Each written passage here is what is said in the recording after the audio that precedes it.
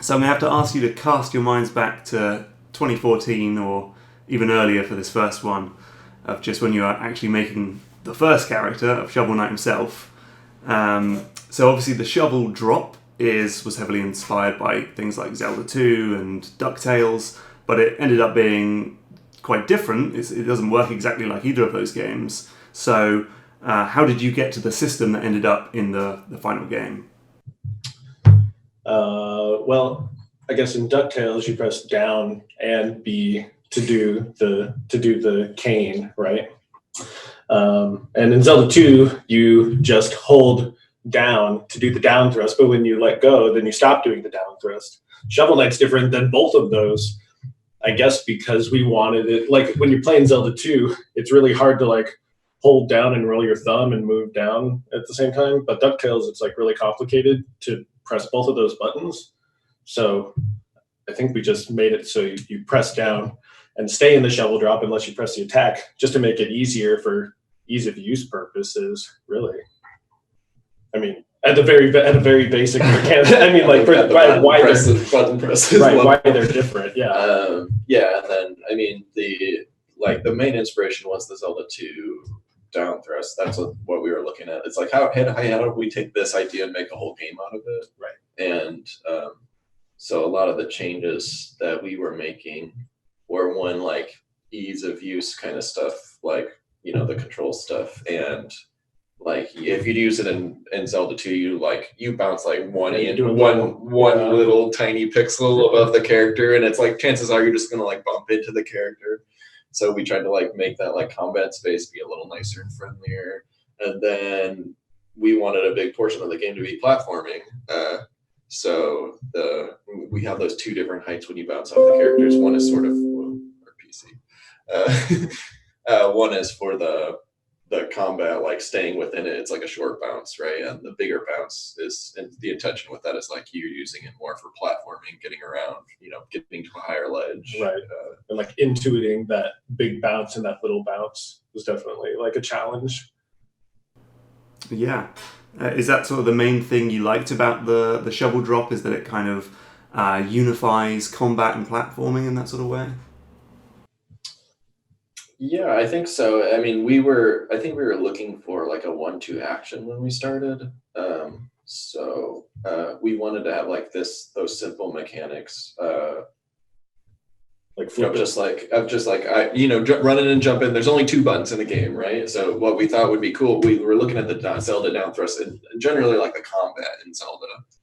Right, the back and forth, the way like enemies get knocked back, like when you hit them, it just really feels a lot more like a sword fight than most of your side-scrolling Nintendo games. Right? Yeah, so I would say like it's almost like we were reducing the complexity of that game in a way. It's like that game's all about this high-low mechanic, right? That's not in there in Shovel Knight. So we just thought it's like, oh, this down thrust is really cool and not really explored in that game, and we could sort of like use that as the high and the side thing as the low, or the low in a sense. And how do we like take that and expand it? Right, like that's why you have like gold armor like blocks in front, and then like when you go above, he like blocks up here, right? It's like very similar to Iron Knuckle in Zelda 2, where no matter which vector you're attacking from, he's like blocking you in some way, and you gotta like be quick to get around and get a couple of hits. Yeah, and I think it naturally makes sense. Like the down thrust, like the original down thrust is really Mario's jump, right? Yeah, of course. Yeah. So like it like I think it naturally just extends into a move where you're platforming, right?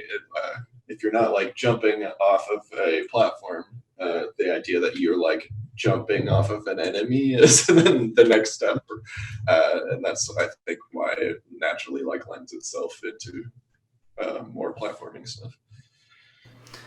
So then when you started talking about having the additional characters, like Plague Knight and so on, initially you were saying about them being a bit like the Robot Masters in Mega Man Powered Up or Richter and Symphony of the Night, where they're sort of like slight tweaks, but it obviously ended up being something completely more ambitious than that. So I was wondering just sort of what changed, what prompted you to go so much bigger with them?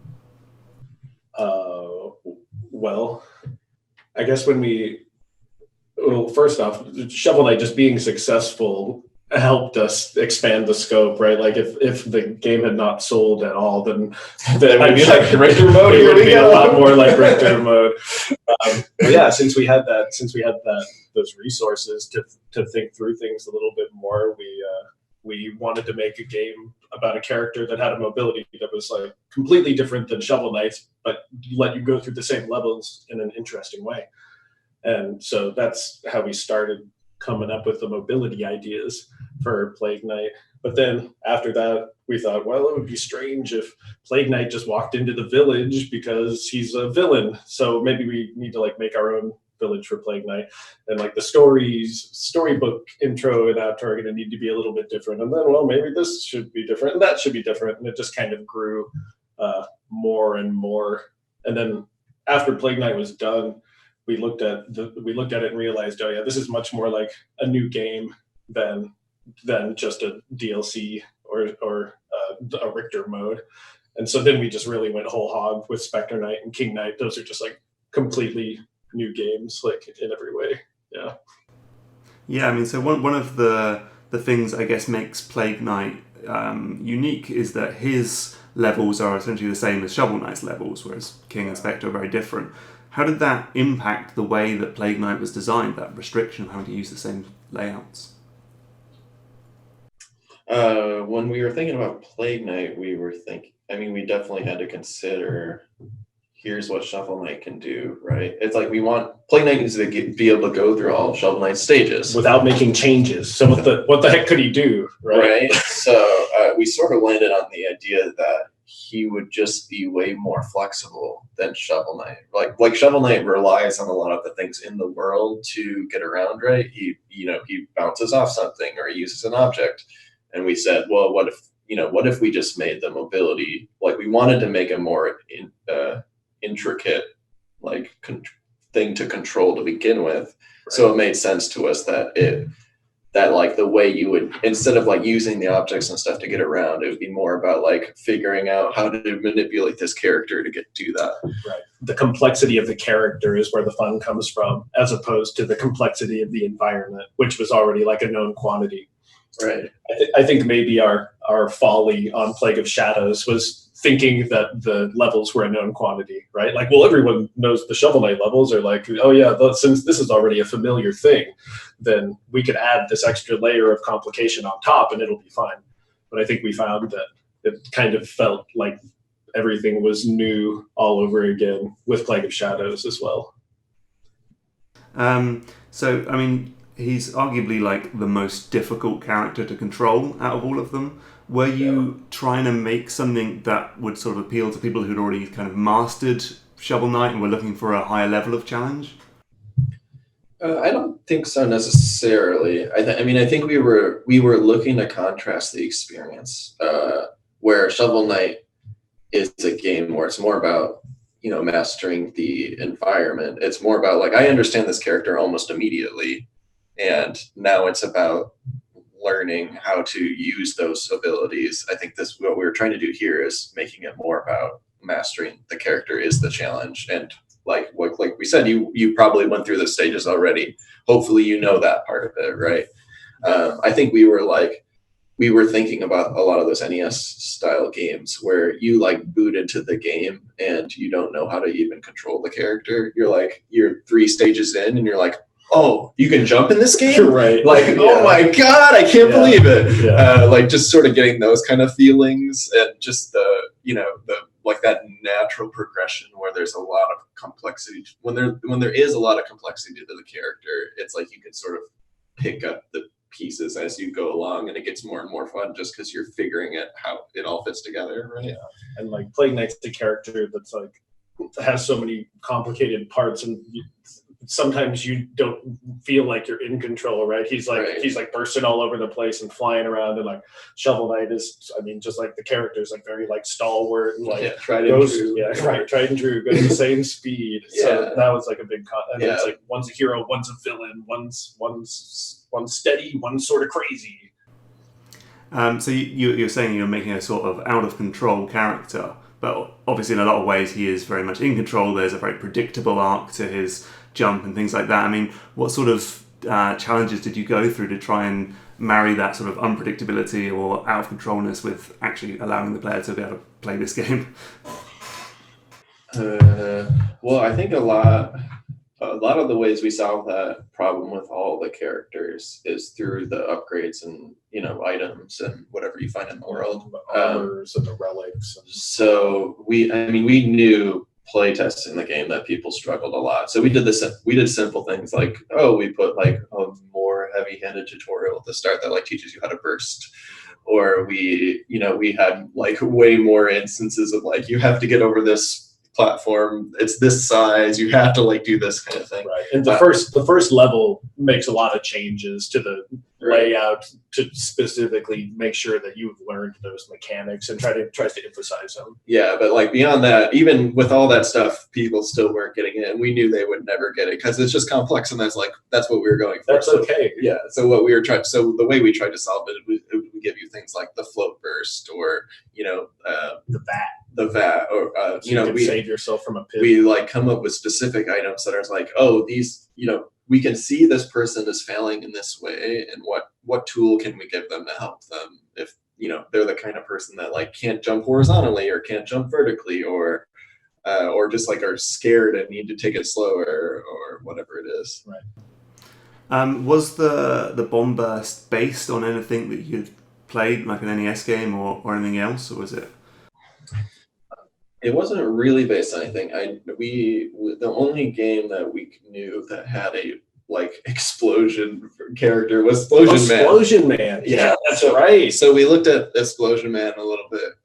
That's not really like Explosion Man at all. Well, he's got like a big burst that flies across the screen. And he goes. I think also he goes straight up. Yeah. And like in either direction. Right. And so does Samus. Right. Yeah. Like with like a straight up jump that like doesn't turn, and then like with a more out of control like spinny one. Yeah. I really don't feel like those were. I mean, it's just like things we were like looking at. It wasn't like a pillar of the design or anything like that. But yeah, there wasn't a lot we were referencing. We were mostly going off the boss battle. Honestly, it was like, here's how he does these wild jumping arcs in the fight. Yeah. And he goes ching ching ching, throwing bombs in the fight. Right. And it was sort of, how do we like mash these things into a mobility of some type? Yeah. It was like really free form. The way it's like, it almost seems like a mystery now that I look back on it. Like Spectre Knight, it was like so prescribed, how we went about designing the mobility. Plague Knight was just like very like loosey-goosey. And so when you were making the boss battles for Shovel Knight, you had no idea that they would one day turn into mobility? We knew they would, that those were the bosses that would be playable at some point, but we weren't thinking about it at all. Right. We were let's make a fun boss fight, and it'll work out when we make a mobility for it. Okay, cool. So with Spectre Knight, you've talked about how you wanted to have a context-sensitive mechanic with this guy. Why was that something you wanted to try and investigate? Well, I guess because we've kind of been railing against context sensitivity, right? Like, context sensitivity sucks. It sucks in Ocarina of Time when you're up against the wall and you don't know if you're going to roll or you're going to sidle against it, or you're pushing a block or you're going to jump up. They literally have to put the buttons on the screen for you to know what your buttons do. You have to read what it says in order to know what it does. And I think like everyone's played those games, like a 3D open world game where you like go over a lever or a pickup on the ground, and you start jumping, or you like whip out your gun and you're like, so I think I think at Yacht Club what we're interested in is sort of like these ideas that are bad or thrown or discarded or thrown away or people don't like or whatever it is, and we try to like figure out how to make them be cool. Right, like ideas with potential. It's like we could maybe help a little bit.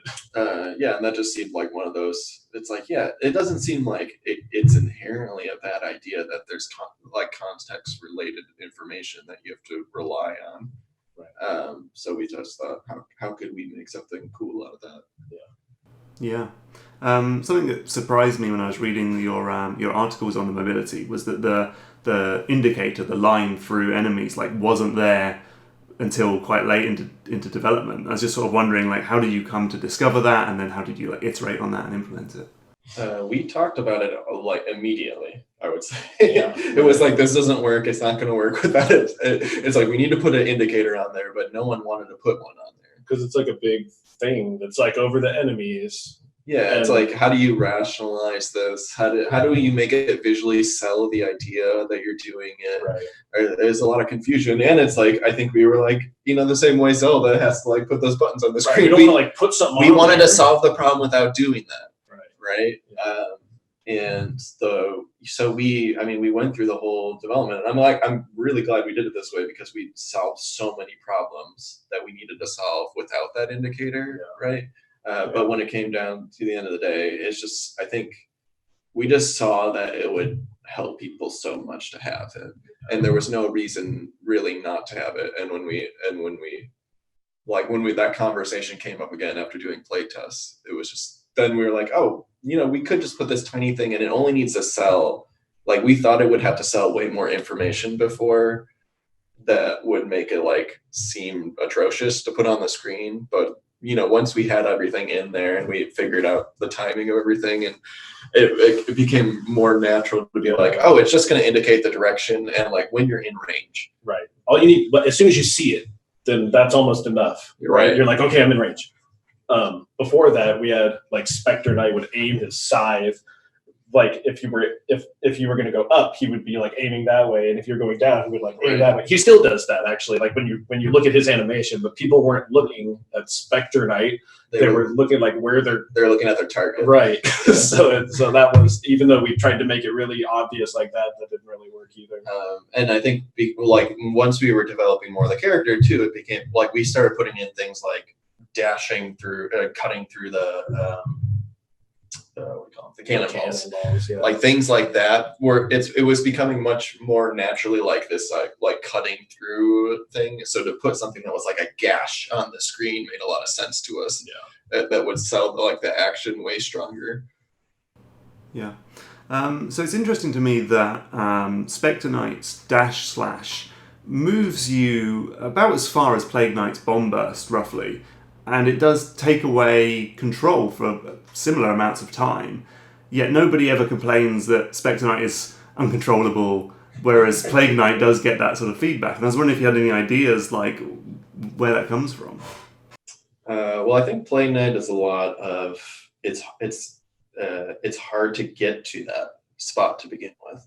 So there's a lot of, like, I have to press this button and this button, hold this button while I'm pressing that button. Right. Buffering a button is like really difficult for players. So it's, and where Spectre Knight, you just tap the button when you're there, right? Yeah. So it's a big difference. It's really, everything's really designed around Spectre Knight as well. Like, because those levels were like all done, it was like really, it was easy to set up a cadence for people, so you could see, oh, here's 3 enemies in a row. I know what I'm supposed to do. I'm supposed to whoosh, whoosh, whoosh, do this. But with Plague Knight, it was like, okay, there's a big gap with like, if you just figure it out. Yeah, right. It's like, like what do I do? Where do I land? There's so many platforms in Plague Knight that Shovel Knight has to land on, but you don't even need to land on, right? You could just fly through the air for like 3/4 of the screen. Right. So that it's when you put a platform somewhere, people go to stand on it. Yeah, it's sort of almost like the same problem. Like when if you're like running really fast in a Mario game, right? You're like gonna fall in the pit a bunch because but it's really fun. Don't get me wrong, but like you can't like track the information on screen fast enough. But you're like flying through the level and like landing in like imprecise places all over, and I think that's sort of the same feel as Plague Knight. When like the way to play him and have fun is like to go like flying crazily, right? But don't have fear, right? But then like you're gonna land in the pit, right? It's gonna be like, this is like terrible to control because I'm wildly going everywhere. And yeah, I think Spectre Knight is naturally more. It's like set in his path kind of thing. I think another big difference too is that Spectre Knight has a lot more like slower, easier ways to catch yourself. So like things like wall climbing, right? Is like if you miss that, I do that dash slash and I miss, I can probably like wall climb on something and jump off and sort of recover and fix my error.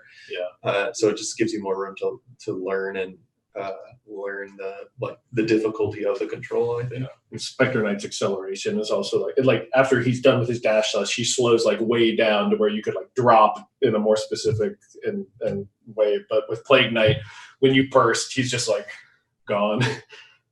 Yeah. Was there ever like a thought that maybe Spectre Knight was almost like an answer to the feedback that you got from Plague Knight at all? Oh yeah, that's definitely where it started. Every game is like that. An answer to the previous game. An answer to the previous one. Yeah. So yeah, I mean, whereas Plague Knight was we're going to put the mastery in the controls versus the environment, right? I think Spectre Knight was like, we want to make it really easy to be cool as opposed to like really hard to be cool as Plague Knight. Yeah. So everything is much more prescribed. You wall jump and slash slash slash. You can see it all laid out for you, and then you just kind of need to execute on it. Interesting, yeah. Was there ever a discussion that for Spectre Knight of like, right, we've got to do these same levels a third time with a character? No. No, after Plague Knight, we had like when we were opening those levels for the second time, right? The idea of like opening those levels a third time was like, no way, we're not doing it. We got to change something. Yeah. We rationalized it by saying Spectre Knight and King Knight will use the same levels, the same way that Shovel Knight and Plague Knight did. That'll make it so at least we could save some effort. But then when we made King Knight, we ended up redoing everything even another time. So much for that. And was there anything in the sort of like any mechanic or anything that you realised just didn't work with Spectre Knight and had to be tossed or changed?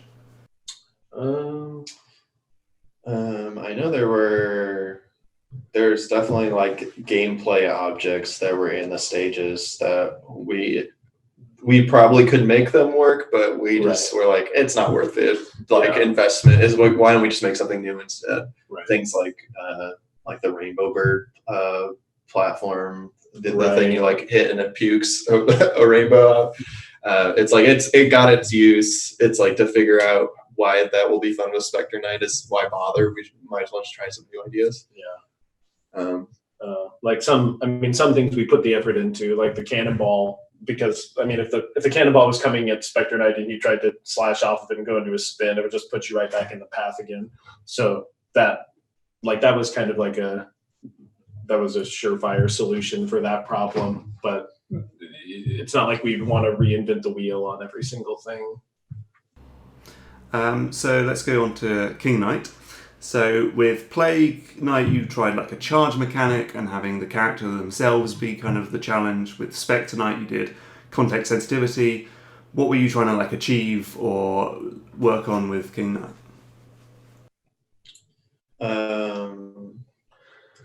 I think King Knight was sort of interesting because it started as we want to like make it work in the same levels as Spectre Knight. So we were thinking a lot about, he's going to be this character that like manipulates the environment, and we were inspired by Wario. Like Wario is like this guy that's like bashing into things, and the whole world might move, knocking stuff around. He'll knock stuff around, or things will fall off.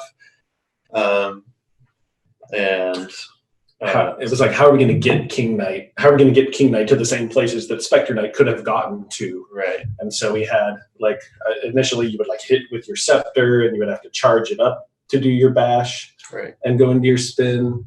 And we wanted to like bring back the shovel drop. I remember that being part of it. It's like no one, like we haven't done a game where you actually bounce on enemies for like 2 games. So like, how are we going to do that and make it feel different? Yeah. So the initial like idea was we'd have this bash thing that was like interacting with walls, and we thought like Spectre Knight had these basically 2 ideas, right? He could interact with walls by climbing them, and they get height, and he could dash through objects. And we thought, well, if King Knight could bounce off walls, he could like bash into them, and then he goes into like he gets height when he does that, or he can bash into an object and get heights when he does that, and then we'll use that spin and he can bounce off it, and it'll sort of like incorporate those Shovel Knight idea, like original shovel drop ideas, and then also like have this like sort of context,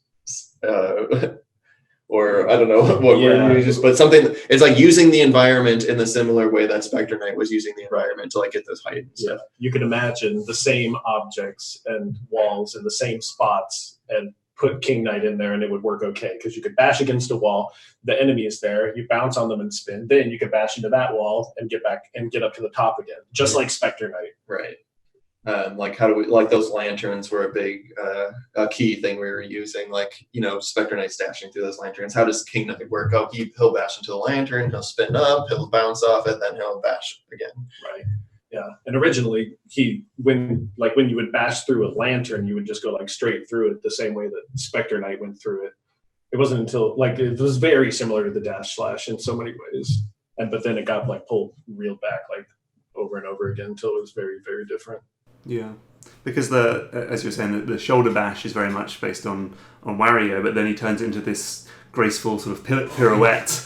Where did that come from, and how did that sort of come about? Well, I guess we wanted King Knight to feel like he was like a cool, regal, twirling, fanciful, dandy prince, right? So that having over the top superfluous moves was definitely part of it. I guess the spin, this feels like the Super Mario World spin, right? Like when you're regular King Knight, you land normally, but when you're in the Mario World spin King Knight, then like you do the bounce the same way that you do in Mario World. Although the mechanics don't really work the same way, but that was definitely a big part of it.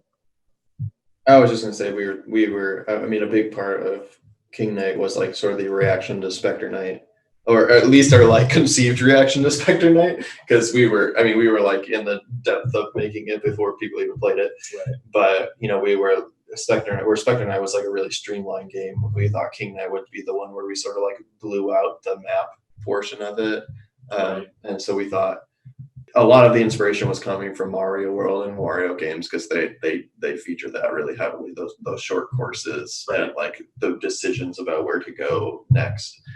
Right. And courses. So the mobility of those games was the thing we were like referencing a lot, just because it's like what makes sense in that kind of short space. Or like, you know, if we have a move like King Knight where he has this, it's a big commitment, right? If you press that button and you didn't didn't use it correctly, like you're gonna make a big mistake. You'll go flying. Yeah. So like naturally, like that kind of thing lends itself better to like this short course idea versus this like big, I'm screwing up all the time. Right. You die, you don't go back that far. Right. Everything feels like it's got lower stakes when you're in the midst of it, and it's just kind of like more bite size. Yeah, but it's very much more of a Mario than a Mega Man. That's interesting. It's cool. Yeah, because you were saying that you wanted to have initially the same levels for Spectre and King, but like most of your promises, you get more ambitious and blow things out. So I mean, yeah. What were there any again, like I said before, any level design challenges or level design elements that you realised didn't work with King Knight and had to be changed or scrapped?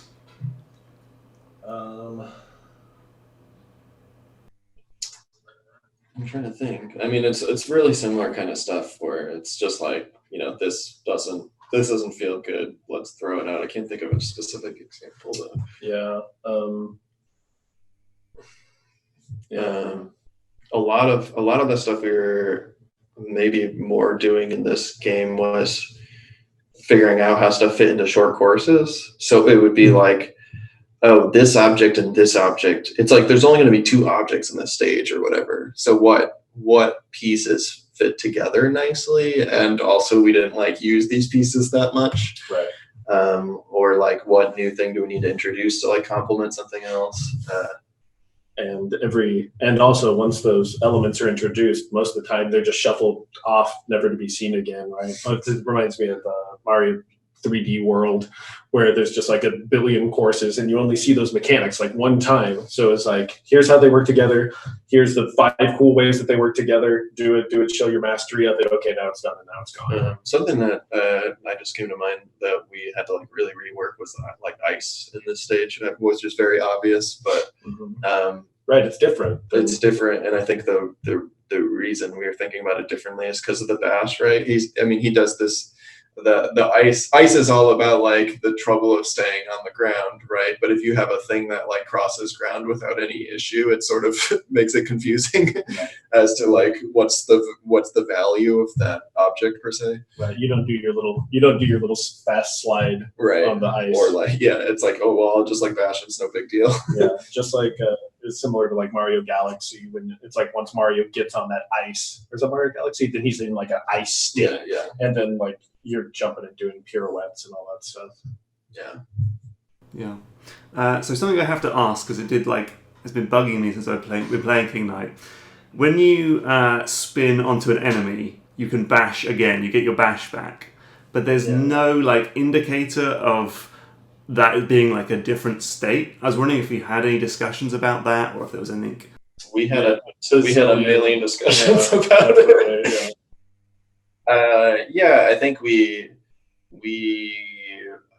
talked about it a lot being a problem. I think where we tried to land is trying to make it so you could feel it more than the same way. Like I don't know how many dashes I have in Mega Man X, right? We're trying to land in a place where it felt like you could intuit that information, and if you couldn't intuit it, that we were like leaning in your favor. For example, like you only have one bash in the air, right? But if you get hit, we give you one automatically. Right. So like trying to be generous in that regard. I think we tried a couple ideas. Like sparkles come out of it, right? It's like but the problem with something like that is even if you show it, it's really hard to. It doesn't really sell the action, right? And that means that you'd have to look at it, see whatever it was, the sparkles, be like, oh, that means I do have my bash, and then like bash. It's like no, or now it's telling me I don't have my bash, and like that doesn't help me, right? So we had struggles like having it read when we did it. We had struggles like having something that like made sense for players in general, or it just like we could never get something to work. And when it almost like worked better when we didn't have it when we had it out of the game. You just start to intuit it. So making it something that's like, well, how do we like use the rules of games that like have double jumps, right, or have a dash in them and they don't sell that, and how do we make it so like it feels natural to intuit. So something that's interesting about Plague and King and Spectre to some degree is they all have like comeback mechanics where if you fall off a ledge you can do something to kind of get back on, which is something that Shovel Knight doesn't really have. Is that something that you kind of came to after people kept falling off ledges in Shovel Knight or anything? I would say our approach to the relics and heirlooms has become more and more refined with every Shovel Knight game.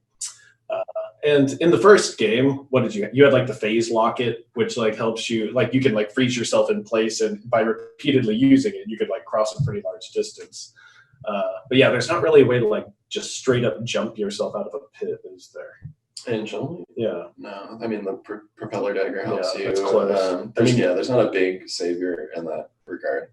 I think when we made Shovel Knight, we wanted to keep everything really restrained as much as possible. Right. We want you to fall. Like we don't want you to be able to save yourself because like you need to like learn how to fall in the pit. And we like wanted those. We wanted by like making the stuff be smaller in scope, like the flare wand just shoots a fireball straight, right? Like funny. In order, like keeping it really simple and small, I think made them feel a lot bigger overall. Each one, they only provide this little tiny bit of help, and that little tiny bit of help was so appreciated, right? And also very knowable. Whereas something like Plague Knight's Vat, which like you cast it, it goes beneath you, it stays still for a little bit before it falls. As it's falling, it damages enemies, and when it gets to the bottom, it creates an explosion that has an even larger radius that damages enemies. It's like what? Just like Plague Knight, it's like what the hell am I even going to necessarily use this for? The fireball is obvious. Right.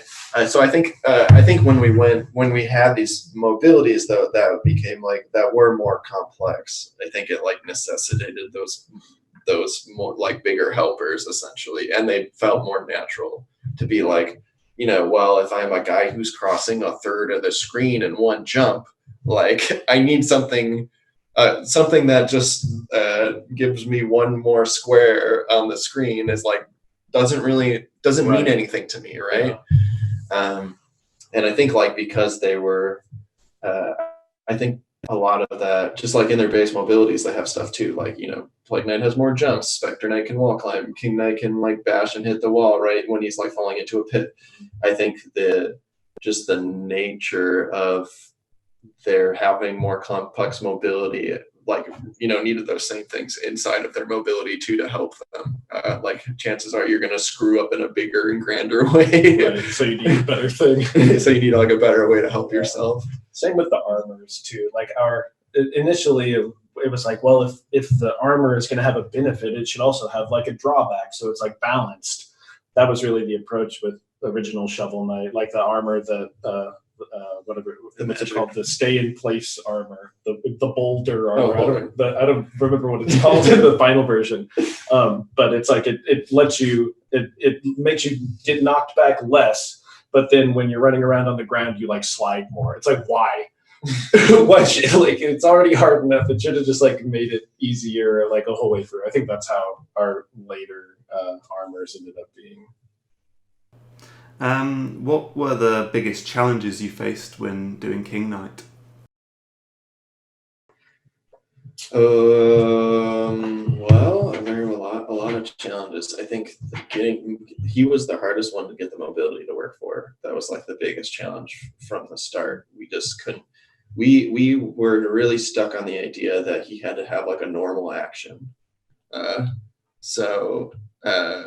It felt like, I'm doing a bash is a big commitment, right? Like I said, so like that's scary, and no, like everyone's gonna feel uncomfortable doing that. He just needs like a normal attack, a scepter swing. Yeah, he needs a scepter swing. And if he has a scepter swing, what does that mean? Well, he's got to have a jump. He's gonna have a scepter swing. Then he has to have a bash, so it's gonna be on a charge button. Right. That means you got to hold and charge the bash. It's like, and so now this is getting too complicated. And now he's bashing when you release, which is like weird, right? Like when you let go, you like fly forward. Yeah, and from there it's like, okay, let's like make the bash work. And we were really trying to make him like this big fat guy. Like this guy that throws his weight around, and so we kept putting momentum in places.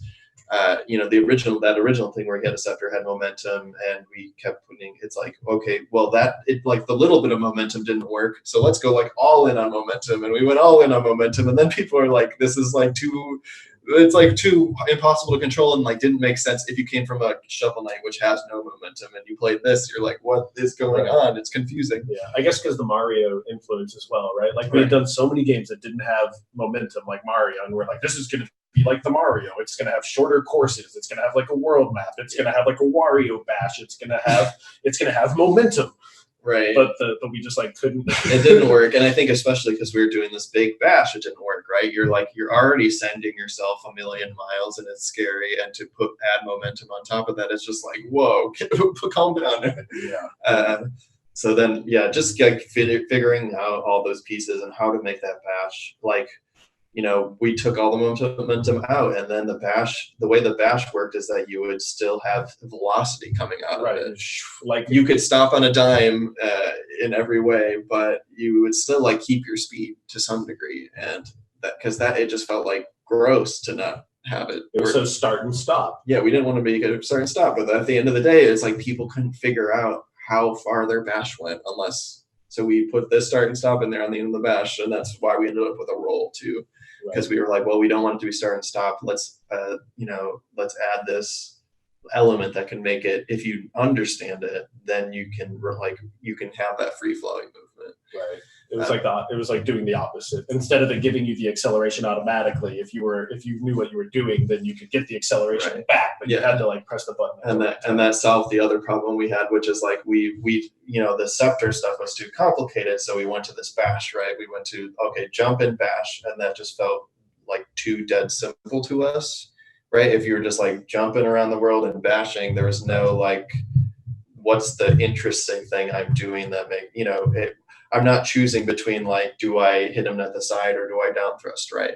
Like my only option is to walk up to the object or enemy and bash into it. And it's like, there's no thought process that goes into that. So then that role really helped. Like when we were solving that other problem, it solved the additional problem of like, I need a secondary thing to consider when I'm, going into an encounter. It really lets you approach everything with like a lot more finesse. So that was a big challenge. We knew we wanted to put this card game in there, but figuring out how we could put it in there and not like alienate everyone was a big concern. Like we wanted to like, hey, this is a new thing we think is exciting. We think it like sells that this is like, it's maybe a more strategic kind of mobility set where I'm like, I'm thinking about how do I get somewhere, right? And it will help sell that he's like a king, like conquering things. And it will help like fit into this like Mario World idea where there's like lots of things to go and lots of things to do, and there's like different paths you can take, and there's reasons. I'm interested in taking this path because I like the card game, right, or whatever. But how could you avoid it if you didn't like the card game? Right. How could we separate those things out? Like when you are going through a game that has cards in it, you're going to be thinking about those cards sometimes. But when you're doing the platform game, we don't want people thinking about cards or opening their freaking deck and like. Yeah, we don't want you to be like in the middle of a stage being like taking a 15-minute break to like arrange your deck. Right. That like doesn't matter right then. And it used to be that when you hit enemies, or like it was called card juice. You would throw the card juice on an enemy, and like little card icons would appear above them. And when you killed them, they would like become a card. And that was going to be like, I don't know, the Pokemon card collecting aspect of it, but it was just so problematic for so many reasons. It didn't get that far in development, but like you'd be able to just grind stuff out all the time. You would be opening your deck while you're playing the platform stages. So we had to make that hard delineation and be like, no, right, there's no cards anywhere in any of the platform stages. No enemies are going to interact with you. When you open the menu, when you're in the card house, it goes to the Joustus menu. But when you're in the platform stages, it goes to the relics, because that's what's important right then. So like we didn't want you having to open that card menu like at all. Yeah, that was tough. And then like the contrary problem then is like we split them up, but how do we like make it feel? How do we make it feel like they're not split up, right? Because we want to, we want you to feel like it's not just this random thing that is an aside. So we did things like, encouraging, it's like, this is like the card path on the map. Like if you're really into the cards, you'll take this and you'll get more rewards for that reason. Or you'll be able to like buy, this will like help you get heirlooms. This will help you like do something that might be interesting to you in the platforming, right? Without necessarily like keeping them so tied together. Yeah. Having a light touch, like there's those single screen rooms where there's like one card in there, and so at least you could feel like you're doing some exploration and getting some cards like in an action context. Making the stages shorter and doing secret paths was really a challenge. Yeah, secret paths was a big crazy. Like having an alternate exit and figuring out how. I mean, if there's going to be a secret path, that means you have to have 2 playthroughs of the stage in order to complete it. So how do you make it so it's not boring and it just feels horrible to have to play at least the first part of the stage twice? Making it's like there's like a bunch of problems there, which is like one, like why do I even want to go to a secret exit, right? It's like if King Knight is like a more like kingly kind of person and is trying to make strategy, and that's like a thing we're trying to get into the game, right? Like when I'm on that map, I need to be thinking about like, I want to take this secret exit for this reason, right? If I could get to the secret exit, I suspect that I might be taken this way, right? But that means that the player has to know the map, or has to be able to read the map well enough to know, well, which path they actually would want to go on. And then they got to remember it when they go into the level. Right. And then on top of that, there's like, Shovel Knight's already a game with tons and tons of secrets in it. right? How do we sell that this secret is different than any other secret, right? This one is really the secret. This is meaningful to you, and only is it meaningful to you, but it's like a choice you can't take back, right? Like in Shovel Knight, you always know when you go to that secret, I can just like walk back to the place I was, and I can get right on the path, and I don't have to worry about where I am or getting lost or anything like that. And having that same feeling, you need to know, like, when I get to that secret exit, I need to know I'm choosing to leave this path I was on before, right? You got to know this is the secret one. That's like there's like so many things, so many problems, and surprising to us is like when we were looking at those old Mario games, they didn't really solve the problems, and I think they didn't really solve these problems because they didn't need to solve the problems that we were trying to solve, right? I don't think like Mario was more a game about like I'm being surprised by everything, right? And so it wasn't like I'm making this really smart decision about which path to take on the map. I'm going to get that item here because you even like there aren't items, right? Most of the time in a Mario game. Well, you can't even see the paths, so you like don't even know what's going to happen. You can't make a decision, I guess, until you get to like the mysterious woods, right? When you're there, then at that point, taking the secret exits and not taking them is something that you actually are like really having to pay attention to. Yeah, but like those games are more about like the fun that comes from the surprise of the things you encounter. I think in our game we're trying to be more like I'm making a deliberate decision here, and we had to solve these problems that like hadn't been solved in a map game like that before. Cool. Okay, I've got 2 more questions for you, and I'll let you go. So these 4 characters all feel pretty different in a lot of ways. I was wondering if you had any thoughts about anything that kind of unifies them together. I mean, there's any similarities in there, especially in their mobility. Well, when you land from a jump, they all stop on a dime. Right. If you stop pressing the control, like the D-pad, you will stop immediately in the air. It's like they all have that like Mega Man mobility. That's the Mega Man. That's the Mega Man difference. Like that's it. It's when you land from the air and you're not pressing anything, you stay still. Yeah. So they're all unified like that. They're all built.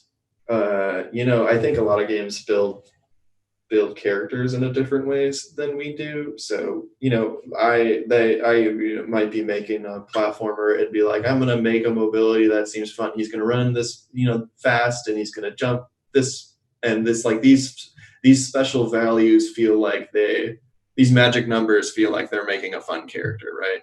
And I would say ours are all really structured in how they're built. So it's Shovel Knight jumps 5 tiles, not 6 tiles high, and Plague Knight jumps 3 tiles, not 4 tiles high, and they all have this like they're built on this foundation of like distances. Not distances that we. I guess we sort of randomly came up. Well, we come up with them like based on an idea of like. Shovel Knight can jump this high because if he can jump a third of the screen, we know we can put this much gameplay. Like he can make 2 jumps, right? And we can add this kind of gameplay. And we know if he jumps this high, right? If we're going to add a down thrust, that's going to add this much space. That's going to cover 75% of the screen. Like we know we're almost like an architect, like figuring out the specs of the building based on these like the feelings that we want to get across, right? Right. But the game size, like the amount of tiles on screen is the same for all the characters, and it had to be built totally around that because our screen doesn't scroll around in multiple directions. Yeah, so it's like Spectre Knight, who could go on a wall and then go on the other wall and dash slash twice, could easily get up to the top of the screen, like so easily. It really made it difficult. You get a lot of those big, long, tall shapes in Spectre Knight as a result, right? He kind of ends up like doing this. Yeah, so I don't know. A unifying thing to me, at least personally, is like the way they're like structured to feel good, essentially in a stage. Like we're designing them like with the idea that it's going to be fun to jump over like a 3 tile gap, right? And they all are like built around that similar theme of that structure, I guess. Yeah, well, and like each of the characters, if they can jump 5, then we're only going to make you jump 5 in the most direst circumstances, right? Like if you can jump 5, usually the jump will be 3, or if you could jump 3, then we got to make it 2 most of the time. So it's like even though all the characters could do, I guess they could do a lot more at their extent than we would generally put in the level, but we're like trying to make something that's like has a little bit of wiggle room, like literally. And then for specifically for Shovel, Spectre, and King, their sort of moves are very much based, like you said, on the level elements, the different mechanics and stuff. And then so getting like a flow through those levels is almost like 100% based on what you guys are like putting in the levels and where you're placing each thing. So what sort of considerations were you making when thinking about sort of creating flow and for speedrunners as well? Yeah, that's a big question. I guess all of the different elements of the game just all have to be considered, right? Like you don't want to put a bunch of dirt all in a row and just make the player just bash through it over and over and over again. It really just comes down to like a cadence thing, right? Or like a 1 to 2 or 3, and a lot of it's also based like on like the rooms, right? Like when you walk into a single screen room, you can kind of see everything that's going to happen and like act on it. But then there are these big long scrolling rooms which are like more actiony, and you're going through everything and like getting sometimes there's a high path, and like sometimes there's a low path, and those have different levels of resistance as well. It's hard. Yeah, I mean we're sort of like designing for a bunch of player types, right? It's like one might be like the person that takes it really slow and has no flow and is just like scared out of their mind every inch of the screen, and one is like the speedrunner that has like the perfect amount of flow, or one it might be like a person that has a flow in like a really bizarre kind of way, right? It's like not the fastest, so it's sort of like how do we like I think a lot of times we're thinking about extremes in order to cover the gaps in between, or like it's like we have like 3 points. It's like here's the worst, here's like the middle, here's the best of here's the speedrunner that's conquering it. So like if we have a moving platform that's moving back and forth, how do we time that so it's comfortable for the person who's slow and it's comfortable for the person who's when they are moving at the perfect speed, they can just like hit that platform and jump off of it. It's just so hard to predict, like, and a lot of it's from testing as well. Like we'll bring people in and we'll get to see what they do, or we'll be at a show, right, like PAX or Gamescom, and like watch thousands of players play everything like for the very first time. That gives you a really good idea of what kind of flow people can get into and like what different levels that they're at. I guess also mitigating that with relics and armors and being able to use those things to like help you where it's slow and like get into that flow state. Right. And like a big consideration is like, because we have those things too, like it has to work for that. Right. So like we make this stage and we make it with like, oh, this is going to be working with the base mechanics of the game. Right. But what happens when you have this relic? What happens when you have that relic? What happens when you're using both of these relics? What happens when you have this armor and this relic? And it makes it too easy, right? It's like sometimes you get that, like with Spectre Knight, you got the feather, right? The hover plume. We had to go into so many different places and be like, oh, well, you could just snake around there and use that. And it's like, you could totally obviate that entire area of the level. So it's like having to change the amount of friction in every place depending on the relics and armors. Yeah, and so, I mean, sometimes it's good when we're obviating that challenge, right? Like when we were talking about King Knight going back on those stages, right? A big thing was like, well, what you're going for are these heirlooms, right? And it's since that's exciting. Like I took the secret path, I got to the heirloom, and now I'm going to go back and play that stage again, and it's meaningful now that that heirloom does something, right? In that context, specifically. Right. Yeah. So like if I can cross a huge water gap with this heirloom, and it's totally changes the way I play this stage. Like there's now a different flow, right? It was like I've sped through it one way, and now I'm speeding through it this other way, and I'm getting like 2 different kinds of satisfaction out of it. Yeah. That I would say that was like much more refined in like Spectre Knight, and especially King Knight. I feel like it's like the relics are like so much more refined in those games. In Shovel Knight, I wish that there was more opportunities to use those relics in other places. But it's hard because the whole thing is laid out in such a linear way that it's like you don't even get the like the mobile gear until like the very end. I wish that we could have had like cool mobile gear stuff like for the whole game. When you see spikes, you're like, all right, time to toss that down on there and ride across. Yeah, awesome. Well, thank you so much, guys, for this. This is amazing amounts of insight just pelted at me there for like an hour. Cool. Yeah, I hope it wasn't too rambly.